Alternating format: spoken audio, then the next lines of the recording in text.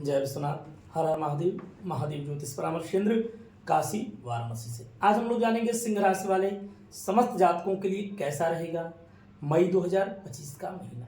उनका स्वास्थ्य, उनका करियर, उनका वैवाहिक जीवन, व्यापारिक जीवन तथा विद्यार्थियों के लिए अध्ययन का क्षेत्र, लव लाइफ, इन सारी चीज़ों पर हम लोग विस्तार से विश्लेषण करेंगे।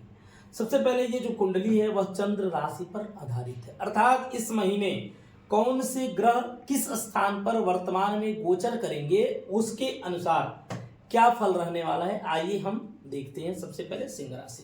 सिंह राशि के जो स्वामी होते हैं वह सूर्य होते हैं और सूर्य नवम स्थान अर्थात भाग्य भाव में बैठे हैं। लग्नेश का भाग्य में होना उत्तम माना जाता है और सूर्य उच्च के बैठे हैं। आइए सबसे पहले हम आपके स्वास्थ्य के बारे में जानते हैं। लग्नेश उच्च के होकर के भाग्य में बैठे हैं, स्वास्थ्य संबंधित कोई भी परेशानी नहीं रहेगी। हाँ, थोड़ा सा आपका आत्मबल, इम्यून पावर कमजोर देखने को मिल सकता है क्योंकि मंगल जो है नीच के होकर के वैभव में बैठे हैं। लेकिन सूर्य का राशि परिवर्तन है। सूर्य जो है 15 तारीख को 15 मई को यहां से परिवर्तन करके वृष राशि अर्थात केंद्र में आ जाएंगे और लग्नेश कर्म भाव में आते हैं तो और अच्छा होता है जातक के लिए। तो आपके लिए ये महीना स्वास्थ्य से संबंधित किसी भी प्रकार की कोई प्रॉब्लम नहीं रहने वाली है। स्वास्थ्य आपका अच्छा रहेगा, स्वास्थ्य संबंधित किसी भी प्रकार की कोई परेशानी नहीं है। हाँ, जो लोग माइग्रेन वगैरह से माइग्रेन के रोगी हैं उनको थोड़ा सा प्रॉब्लम हो सकता है, सिर संबंधित थोड़ी बहुत परेशानियों का सामना करना पड़ सकता है। आइए अब हम देखते हैं पंचम स्थान जो कि विद्या का भाव होता है, लव हाउस होता है। इसके स्वामी बृहस्पति हैं, बृहस्पति केंद्र में बैठे हुए हैं और बृहस्पति का राशि परिवर्तन यहां पर होगा और जैसे ही 15 तारीख को बृहस्पति यहां से परिवर्तन करके यहां पर आकर के और अपने पूर्ण सप्तम दृष्टि से विद्या भाव को देखेंगे तो आपके लिए और ही उत्तम हो जाएगा, आपके लिए और भी बेहतर हो जाएगा। अध्ययन का क्षेत्र, अध्ययन में मजबूती आपको प्राप्त होगी। कहीं अच्छे स्थान पर एडमिशन के लिए आप सोच रहे थे वो भी आपके होंगे। पढ़ने में आपका और ज्यादा रुचि बढ़ने लगेगी आपकी। तथा जो लोग लव पार्टनर के साथ हैं, हाँ हो सकता है थोड़ी बहुत परेशानी चल रही हो, आपसी मतभेद चल रहे हो पार्टनर के साथ, वो सारी समस्याएं 15 मई के बाद समाप्त हो जाएंगी क्योंकि बृहस्पति की पूर्ण दृष्टि इस स्थान पर पड़ेगी। वो आपके लिए अच्छा रहेगा। तो विद्यार्थियों के लिए भी बहुत ही अच्छा होने वाला है, कुछ अच्छे अवसर उनको प्राप्त हो सकते हैं। अध्ययन में जो लोग अत्यंत जिनका मन नहीं लगता था उनका भी मन लगने लगेगा, अध्ययन के प्रति रुचि आपकी बढ़ेगी। किसी अच्छे इंस्टीट्यूट में आप जा सकते हैं। तो विद्यार्थियों के लिए तथा लव वर्ड्स के लिए अच्छा रहने वाला है। आपसी तालमेल लव पार्टनर के साथ अच्छा रहेगा। आइए अब हम देखते हैं सप्तम स्थान जो कि पत्नी का, व्यापार का और व्यापारिक पार्टनर का स्थान होता है। इसके स्वामी जो होते हैं वह अभी शनि है और शनि यहीं पर बैठे हुए हैं, अष्टम स्थान में बैठे हैं। शनि का अष्टम स्थान में होना अच्छा ही है क्योंकि पापक ग्रह का 6, 8, 12 में रहना उत्तम होता है। तो पत्नी के साथ अच्छी कम्युनिकेशन रहेगी, अच्छी तालमेल रहेगी, कोई परेशानी नहीं रहेगी।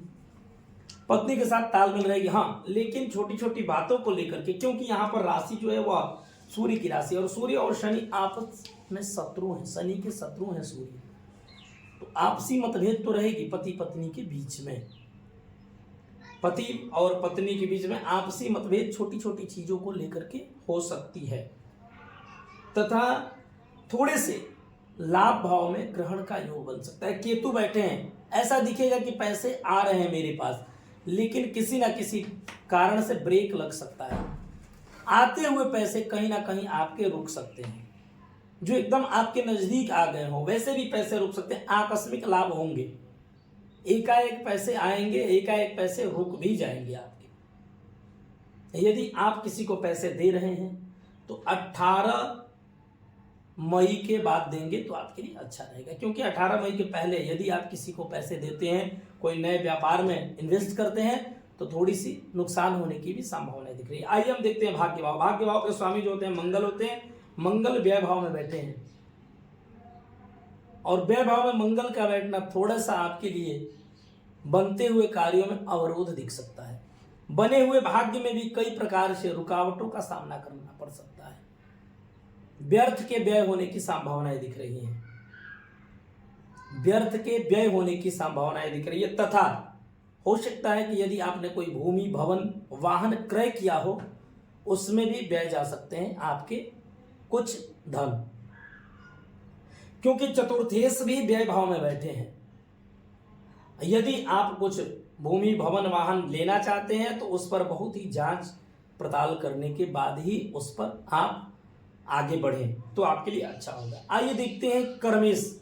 कर्म भाव के स्वामी यहां पर बैठे हुए हैं अष्टम, लेकिन कर्म भाव में बृहस्पति बैठे हैं तो 15 मई से पहले कार्य क्षेत्र अच्छा रहेगा, लेकिन 15 मई के बाद कार्य क्षेत्र में थोड़ा सा गिरावट आएगी, आलस्य बनेगा, कार्य क्षेत्र में रुकावटें आएंगी, बनते हुए कार्यों में रुकावट आएंगी। कहीं आप जा रहे हैं जॉब करने के लिए, कुछ कार्य कर रहे हैं, व्यापार कर रहे हैं, तो पहले जो 15 मई के पहले जो एक गति थी उस गति में धीमापन देखने को मिल सकता है। रुकावटों का सामना आपको करना पड़ सकता है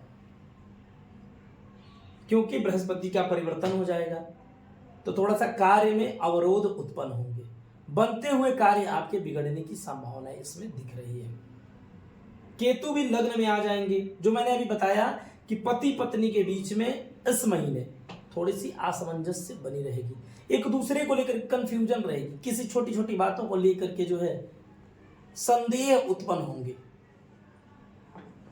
जो चीज नहीं भी है उसको भी लेकर के एक दूसरे पर आप दोनों जो है संदेह कर सकते हैं, क्योंकि राहु और केतु जब जिस स्थान पर रहते हैं उस स्थान को थोड़ा सा संदेहात्मक बना देते हैं।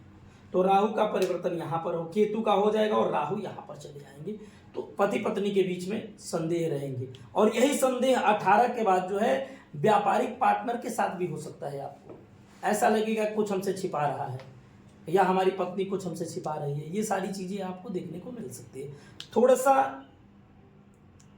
कार्य में धीमी गति देखने को मिल सकती है आपके, लेकिन विद्यार्थियों के लिए अच्छा होने वाला है तथा आर्थिक योग बनेंगे। धन आगमन के अच्छे योग आपके बन रहे हैं 15 मई के बाद से। प्रत्येक दिन सूर्य भगवान को जल दें, 12 आदित्य का नाम जप करें, 12 सूर्य का नाम जो है उसको आप यदि जपें तो उससे आत्मबल मजबूत होगा, इम्यून पावर मजबूत होगा, स्वास्थ्य अच्छा रहेगा, रुके हुए कार्य बनेंगे, पति पत्नी के बीच में हो रहे विवाद समाप्त होंगे। जय विश्वनाथ, हर हर महादेव।